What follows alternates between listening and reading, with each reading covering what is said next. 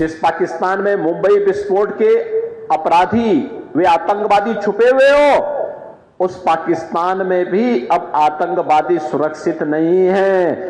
इसके अंदर आतंकवादी गिरोह कोई आतंकी वारदात करने का दुस्साहस भी नहीं कर सकता। कहीं कोई घटना अगर स्थानीय स्तर पर कोई पटाखा विस्फोट हो जाए तो पाकिस्तान पहले सफाई देता कि नहीं हमारा हाथ नहीं है। नहीं तो पहले पाकिस्तान सीना तान के बोलता था। आज उसको मालूम है अगर वो करेगा तो मोदी जी का नेतृत्व में जो सरकार है ना, ये पाकिस्तान के अंदर घुस करके ही उनका काम तमाम कर देगी। भारत के पासपोर्ट की कीमत बढ़ी है, भारत का सम्मान बढ़ा है। बड़े गर्व के साथ लोग आज इस बात को मानते हैं कि भारत दुनिया का एक सिरमौर है, लेकिन 14 के पहले ऐसा नहीं था। सीमाएं सुरक्षित हुई है।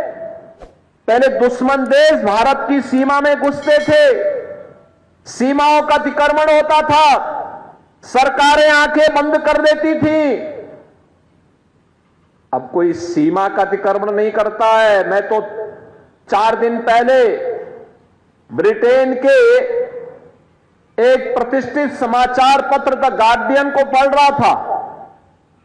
उसमें उसने एक समाचार प्रकाशित किया था जिसमें उसने कहा कि पाकिस्तान के अंदर 2 वर्ष पहले 20 आतंकवादी चुन चुन करके, दुर्दांत आतंकवादी चुन चुन करके मारे गए, और इसका शक पाकिस्तान ये मानता है कि सब भारत ने कराया है।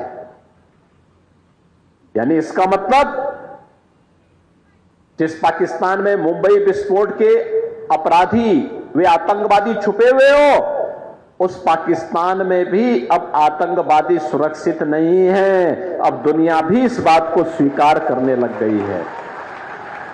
दुनिया ने भी आतंकवाद को एक समस्या मान लिया है। जो लड़ाई भारत की है, उस लड़ाई में दुनिया आपके साथ खड़ी है।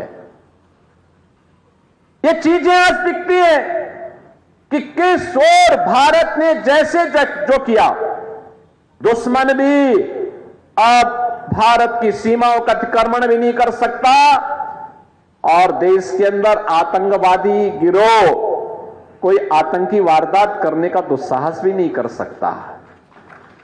आप देख रहे होंगे ना कि कहीं कोई घटना अगर स्थानीय स्तर पर कोई पटाखा विस्फोट हो जाए तो पाकिस्तान पहले सफाई देता कि नहीं हमारा हाथ नहीं है, बोलता है ना।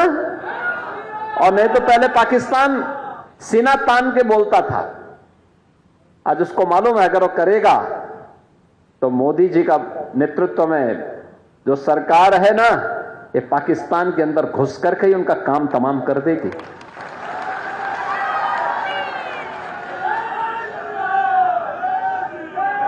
और भारत के अंदर आतंकवाद की जो सबसे बड़ी जड़ थी वो थी कश्मीर में धारा 370। हम एक ही नारा लगाते थे ना, एक देश में 2 प्रधान, 2 विधान और 2 निशान नहीं चलेंगे, नहीं चलेंगे। जहां हुए बलिदान मुखर्जी वह कश्मीर हमारा है, यही तो नारा लगता था। और बहनों और भाइयों, जो काम 1952 से लेकर के 2014 तक नहीं हो पाया, वह काम मोदी जी ने एक झटके में 370 समाप्त करके आतंकवाद की ताबूत में अंतिम कील ठोकने का काम भी किया।